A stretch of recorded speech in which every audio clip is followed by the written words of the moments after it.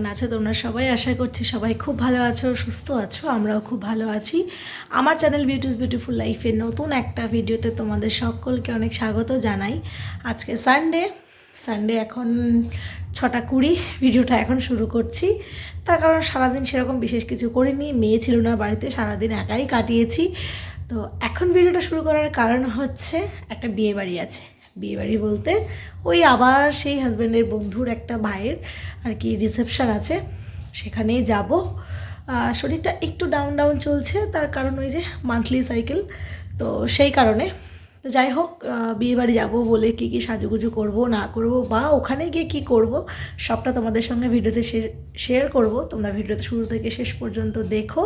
কেমন লাগলো সেটা অবশ্যই কমেন্ট করে জানিও। আর হ্যাঁ, চ্যানেলটা সাবস্ক্রাইব না করা থাকলে অবশ্যই কিন্তু চ্যানেলটাকে সাবস্ক্রাইব করে নিও, ঠিক আছে? তাহলে তোমরা দেখতে থাকো কী কী করছি আর কীভাবে রেডি হচ্ছি। আগে মেয়ে আসুক, ওকেও আগে রেডি করতে হবে। ওকে সাজানোটা এখন আমার কাছে বেশি বড় টাস্ক মনে হয় নিজে সাজার থেকে। তো চলো তোমরা দেখতে থাকো।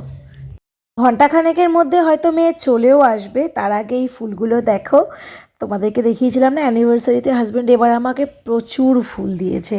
এখানে কিছুটা রেখেছি জলে, আর যেহেতু শীতকাল না, দেখো কি সুন্দর তরতাজা হয়ে আছে। সেই 4 তারিখের ফুল এখনও ঠিকঠাক আছে, মনে হচ্ছে এখনও 2-3 দিন ঠিকঠাক থাকবে। বেশ ভালো লাগছে দেখতে, যেন সবসময় চোখের সামনে থাকছে। আসলে যেহেতু এটা আমার ভাড়া বাড়ি, আমি না খুব বেশি ফার্নিচার বা খুব বেশি ঘর সাজানোর জিনিস এখনও কিছু কিনে উঠিনি। নিজের বাড়ি যখন হবে তখন ইচ্ছে আছে খুব সুন্দর করে নিজের বাড়িঘরটাকে সাজাবো। আর একটা কারণ হচ্ছে এই যে মেয়েটা এখন সুন্দর সুন্দর ফ্লাওয়ার ভাসগুলো কেনার পর ও যদি ভেঙে ফেলে কেমন লাগবে বলো। আর এই যে দেখো রান্নাঘরের এখানেও 2-4টে রেখেছি, হচ্ছে রান্না করতে করতে চোখটা পড়ে আর কি, তখন দেখতে ভালো লাগে সেই জন্য। তো চলো এখন এগুলোকে আর রাখি, ঘরে যাই। একটু তো বললাম শুয়েছিলাম, তো বিছানাটা একটু গুছিয়ে নিতে হবে, এলোমেলো হয়ে আছে। আর এইদিকে হচ্ছে আমার অবস্থা, একটু হাউসকোটটা বের করেছি। বাড়িতে খুব একটা সোয়েটার চাদর আমি না পরে থাকতে পারি না, এই হাউসকোট আমার জন্য যথেষ্ট। বিছানা টিছানা গুছিয়ে ফ্রেশ হয়ে বাথরুম থেকে বেরিয়ে দেখছি এই যে একজন বসেছে এইসব করতে। এইসব বলতে ওই কি বলে বেদানা ছাড়াতে বসেছে। দুপুরবেলা মৌসুমি খেয়েছি, এখন আমাকে বেদানা খেতে হবে। আর এখানে আমরা খুব ইম্পর্টেন্ট একটা কথা আলোচনা করছিলাম, আমার একটা ইম্পর্টেন্ট একটা ডকুমেন্টসের খুব প্রয়োজন, সেটা নিয়ে আমরা আলোচনা করছিলাম কার সঙ্গে যোগাযোগ করলে ভালো হয়। তো তারপরে তো মনে পড়লো হুট করে যে আমাদের চেনা জানা কাছের একজন তো আছেই, তার সাথেই আমরা যোগাযোগ করে সেই কাগজটা মোটামুটি বার করে নিতে পারবো। চলো, ওই টেনশনটা তো সলভ হয়ে গেছে।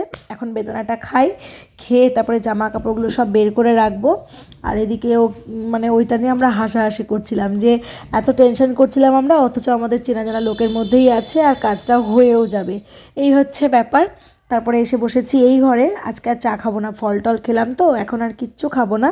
হাজব্যান্ড করছে কাজ, আর ওই যে ইয়েলো কালার প্যাকেটটা দেখছো ওখানে আমি গিফটটাকে প্যাক করে রেখেছি। আর হাজব্যান্ডের পেছনে আমরা যা যা পরে যাব সেইগুলোকে সুন্দর করে বার করে রেখেছি। আর এখন আমাকে যেটা করতে হবে সেটা হচ্ছে এই জামা কাপড় ভাঁজ করা।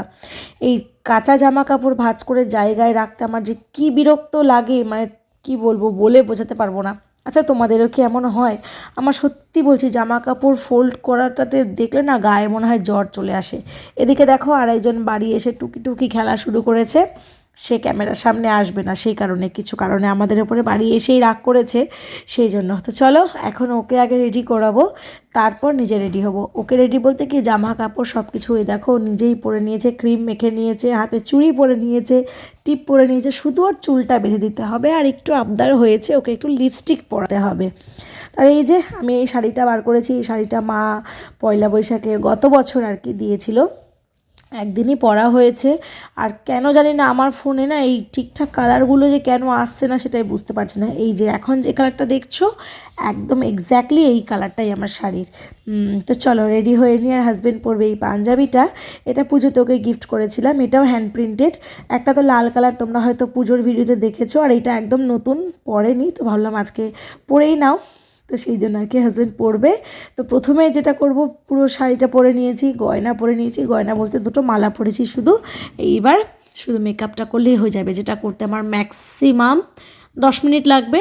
ফটাফট রেডি হয়ে নিয়ে তারপর তোমাদেরকে দেখাচ্ছি। তোমরা কিন্তু অবশ্যই কমেন্ট করে জানাবে কেমন লাগছে। যদিও আমি তোমাদেরকে এর আগে বহুবার বলেছি আমি অত স্টেপ বাই স্টেপ মেকআপ করতে পারি না, নিজে যেটুকু পারি সেটুকু করি, আর আমার মনে হয় আমি কাজ চালানোর মতো করতে পারি। কারণ মেকআপ আর্টিস্ট দিয়ে সত্যি কথা বলতে মেকআপ করতে আমার ভীষণ ভয় লাগে। একবার করেছিলাম, তো সে এত বাজেভাবে আমাকে সাজিয়ে দিয়েছিল, পরে খুব আফসোস হচ্ছিল। সেটা আমার ভাসুরের রিসেপশন ছিল, সেই দিনটাই বলতে পারো মাটি হয়ে গেছে। প্রচণ্ড বাজে সাজিয়ে দিয়েছিল, আর তার সাথে সাথে আমার চুলে ক্রিম্পিং করতে গিয়ে কী করেছিল, পুরো স্ক্যাল্পই পুড়িয়ে ফেলেছিল। চুলে মানে কি বলবো, একদম ফোসা পড়ে গেছিলো মাথাতে।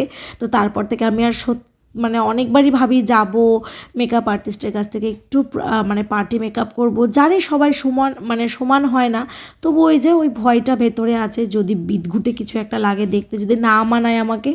তাই আমি নিজে যেটুকু পারি সেরকমভাবেই সাজি। তোমরা কিন্তু জানিও আমাকে দেখতে কেমন লাগছে। হাজব্যান্ডকে দিয়েছিলাম ভিডিওটা করতে, আমার মুখের সামনে নিয়ে এসে অনেকটা জুম করে দেখিয়েছে, জানি না কেমন লাগবে তোমাদের। বেরিয়ে পড়েছি, বুঝতেই পারছো আমাদের বাড়ি থেকে বিয়ের ভেন্যুটা একটু দূরে, 15 মিনিট মতো লাগবে যেতে।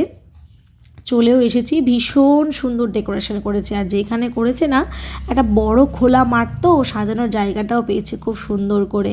সামনে ব্রাইড আর গ্রুমের আর কি বর বউয়ের প্রি ওয়েডিংয়ের কয়েকটা ছবি দিয়ে সুন্দর করে সাজানো আছে। আর এই হচ্ছে মিষ্টি ব্রাইড আর গ্রুম, দুজনকেই আমরা খুব ভালো করে চিনি, তো তাই লজ্জা টজ্জার কোনো ব্যাপার নেই। চলো এবার ওদেরকে গিফটগুলো দেব, দিয়ে সুন্দর কয়েকটা ছবি তুলবো। ছবি তুলে তারপরে বেরিয়ে চলে এসেছি একদম খাবার দাবার এখানে। বিয়েবাড়ি মানেই তো খাবার দাবার, তাই না বলো? সবার সঙ্গে দেখা সাক্ষাৎ করে এখানে এসেছি। মেয়ে যে দেখলে মনটা খারাপ, তার কারণ ওই যে স্টার্টারের টেবিলটা দেখছে ফাঁকা, ওইদিকে গরম গরম ভাজা হচ্ছে। তা আমি বললাম চল বাবু, যতক্ষণ স্টার্টারটা রেডি হচ্ছে ততক্ষণ আমরা একটু ফুচকা খেয়ে আসি। হাজব্যান্ড খাবে না, ও তো কফির কাপ নিয়ে বসে পড়েছে, মানে দাঁড়িয়ে পড়েছে আর কি, কিন্তু আমি তো ফুচকা খাবই। বাইরে ইদানিং ফুচকাটা একদমই খাচ্ছি না, একদমই মানে কি একদমই না, পুরোপুরি স্টপ করে দিয়েছি। কিন্তু প্রত্যেকটা বিয়েবাড়িতে এসে 2-4টে করে ফুচকা কিন্তু খেয়েই ফেলেছি, আর আজকে তো অনেক কটা ফুচকা খেয়েছি। ফুচকাগুলো এত টেস্টি হয়েছিল, একটু ঝাল হয়েছিল, তবে বেশ ভালো লাগছিল। ফুচকা খেয়ে যদি পরে সেই ঝাল ভাবটা ফিলই না হয়, তাহলে আর কি ফুচকা খেলাম বলো। আর এদিকে ও দেখো অন্ধকারের মধ্যেও আমার ফুচকা খাওয়ার ভিডিও করে দিচ্ছিল, বারবার বলছে তুমি এই দিকটায় তাকাও, তুমি ফুচকা খাচ্ছ।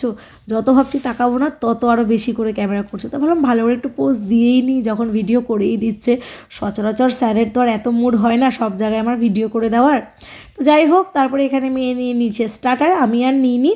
ও খাচ্ছে, বলছে মা এটা যে কী টেস্টি হয়েছে। তারপর একটা বাইট নিয়ে দেখলাম সত্যি দুর্দান্ত হয়েছিল।